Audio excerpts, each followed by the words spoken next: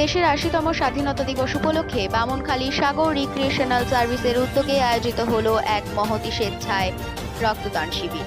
শনিবার সকাল ৮টা থেকে শুরু হওয়া এই মানবিক কর্মসূচিতে প্রায় ২০০ জন স্বেচ্ছায় রক্তদান করেন। স্বাধীনতা দিবসের তাৎপর্যকে মানুষের সেবার সঙ্গে যুক্ত করে আয়োজিত এই শিবিরে বিভিন্ন বয়সের রক্তদাতাদের স্বতঃস্ফূর্ত অংশগ্রহণ লক্ষ্য করা যায়।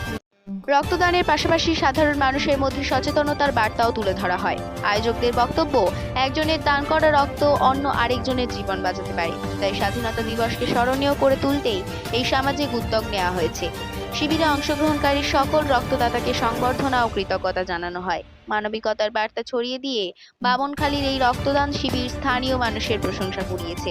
আগামী দিনেও এ ধরনের সামাজিক কর্মসূচি অব্যাহত থাকবে বলে আশাবাদী আয়োজকরা। সাগর থেকে সন্দীপ দাসের রিপোর্ট, বঙ্গভূমি।